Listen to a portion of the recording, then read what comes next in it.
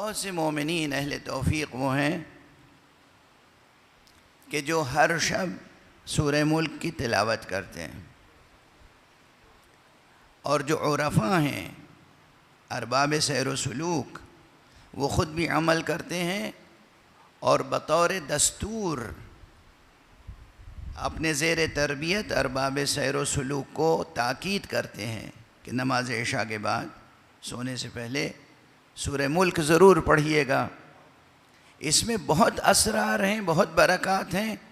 جہاں اور اسرار و برکات ہیں وہاں ایک خاص سر، ایک راز یہ ہے جو وہ بتاتے نہیں ہیں، میں ممبر پہ علم نشرہ کر رہا ہوں، کہ انسان مومن کا رشتہ امام عصر سے مستحکم ہو جاتا ہے۔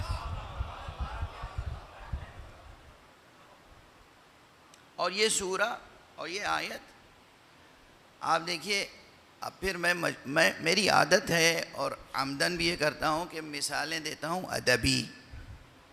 ادبی مثالیں اس لیے دیتا ہوں چونکہ ادب وہ چیز ہے جو کامن ہے۔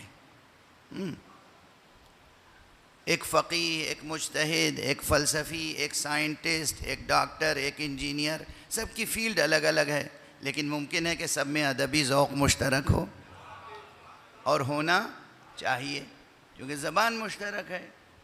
کتنے آپ نے دیکھے ہوں گے کہ بھئی انجینئر ہیں مگر بہت اچھے شاعر ہیں، ڈاکٹر ہیں لیکن بہت اچھے ادیب ہیں۔ تو یہ ادب جو ہے چونکہ کامن ہے، اور اس پلیٹ فارم پر، اس مجلس میں، اس فرش پر، چونکہ ہر زندگی کے ہر شعبے سے لوگ ہوتے ہیں تو ادبی مثال ہی مناسب ہوتی ہے۔ ادبی تخلیقات میں دو چیزیں اہم ہوتی ہیں بطور خاص۔ اگر نثر ہے تو پہلا فقرہ اور آخری فقرہ۔ عموماً جب ہم فیصلہ کرتے ہیں کہ کوئی کتاب پڑھیں یا نہ پڑھیں، دیتے ہیں کتاب تو بہت سے حضرات دیتے ہیں، یا ہم جب لائبریری میں جاتے ہیں ایسے ہی، یا کسی بک شاپ پہ چلے گئے تو یہ دیکھتے ہیں کہ پہلی سطر کیا ہے کتاب کی، اور فوراً پلٹ کے دیکھتے ہیں آخری سطر کیا ہے، اور پھر فیصلہ کرتے ہیں کہ یہ کتاب پڑھنی ہے یا نہیں پڑھنی ہے۔ مضمون کا یہی حال ہے۔ اچھا، نظم اور شعر میں بھی یہ ہے، ابتدا، آغاز، رباعی کا پہلا مصرع اور رباعی کا آخری مصرع۔ اور رباعی میں ایک سنت یہ ہے نا کہ پہلے مصرعے سے دوسرا مصرع زیادہ مضبوط ہو، دوسرے کے مقابلے میں تیسرا، اور سب سے مضبوط مصرع چوتھا اور آخری مصرع ہو، وہ ہوتا ہے جان سخن۔ قرآن مجید کا ہر فقرہ جان سخن ہے۔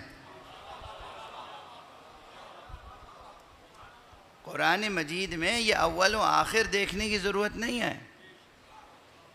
قرآن حکیم کا ہر فقرہ جان سخن ہے، مگر پھر بھی ہمارے لیے جان سخن ہے، اور جو متکلم ہے اس نے یہ سب اسالیب سکھائے ہیں، اور اس نے اس کی رعایت کی ہے کہ کلام آغاز جہاں سے ہوتا ہے وہاں بھی ذہن و قلب بشر کو جذب کر لے، گویا تسخیر کر لے، اور پھر جہاں ختم ہوتا ہے کلام وہاں نتیجہ عطا کر دے۔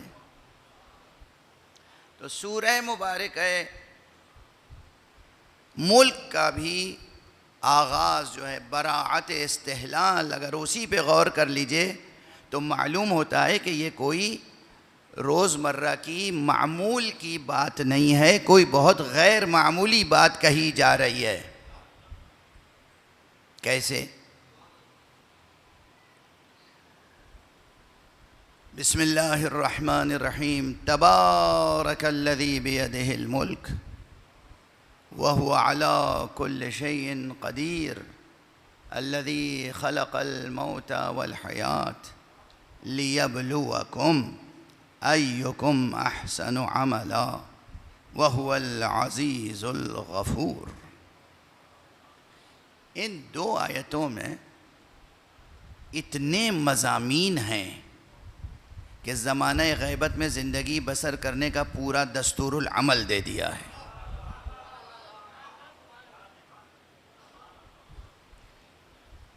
یعنی فلسفیانہ نقطہ نظر سے بھی، عملی اور شرعی نقطہ نظر سے بھی، اور عرفی لحاظ سے بھی۔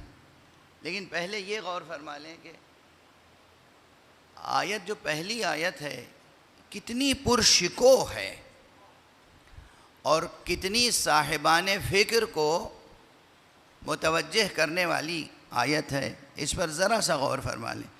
افسوس ہے کہ وقت اس وقت زیادہ نہیں ہے اور مجھے اذان ظہر سے قبل اپنی گفتگو تمام کرنی ہے، تو بس اشارات ہی ممکن ہے، مثالوں سے پرہیز کروں گا، گریز کروں گا۔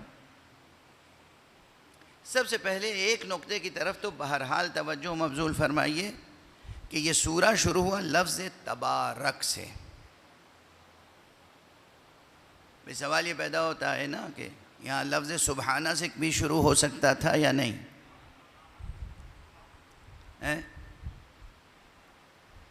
سبحان الذی بیدہ الملک وہو علی کل شیء قدیر۔ کوئی اس میں عربک گرامر کے لحاظ سے غلطی ہو سکتی ہے؟ بالکل نہیں، گرامیٹیکلی بالکل درست۔ اور کوئی اور انسان کہتا تو شاید یہ کہہ بھی دیتا۔ یہ کلام خالق ہے۔ سورہ بنی اسرائیل شروع ہوا تو وہ سبحانہ سے شروع ہوا، سبحانہ کے بعد الذی ہی ہے وہاں بھی نا، سبحان الذی اسری بعبدہ لیلا من المسجد الحرام الى المسجد الاقصی الذی بارکنا حولہ لنریہ من آیاتنا۔ بھئی یہ مقام سبحانہ سے شروع ہوا اور یہ مقام تبارکہ سے شروع ہوا۔ کیوں؟ فرق کیا ہے؟ اشارہ کس بات کی طرف ہے؟ دلالت کیا ہے؟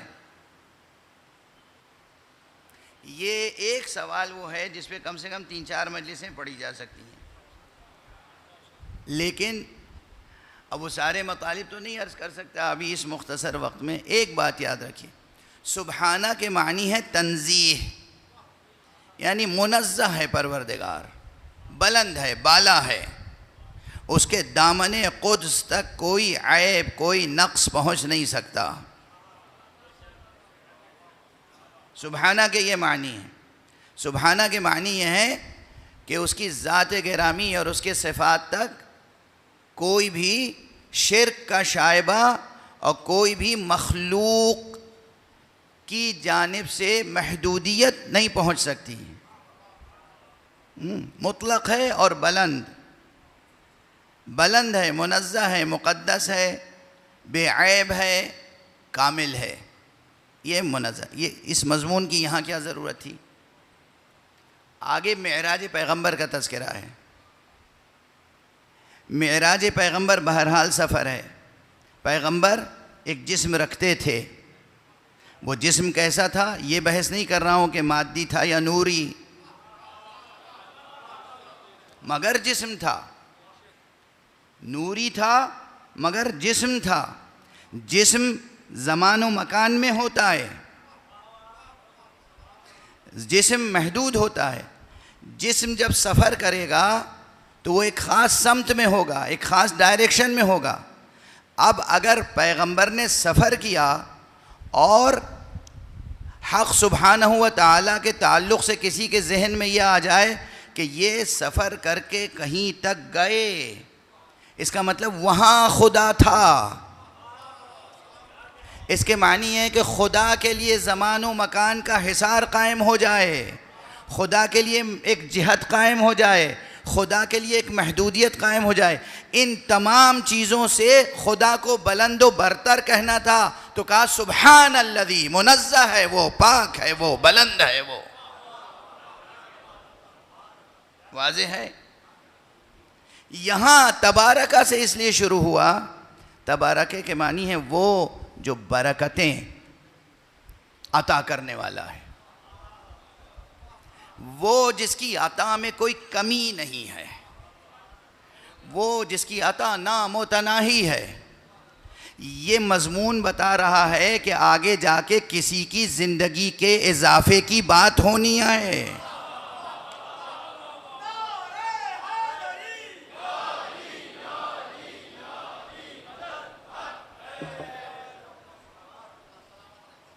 آپ کسی کو دعا دیتے ہیں، کہتے ہیں اللہ برکتیں دے، اللہ تمہاری زندگی میں برکت دے، تمہاری دولت میں برکت دے، تمہاری عزت میں برکت، یعنی ہر چیز میں اضافہ ہو.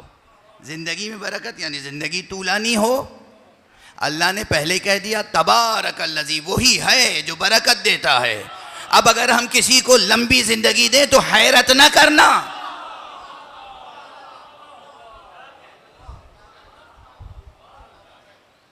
ایک بلند صلوات پڑھ دیجئے محمد والا.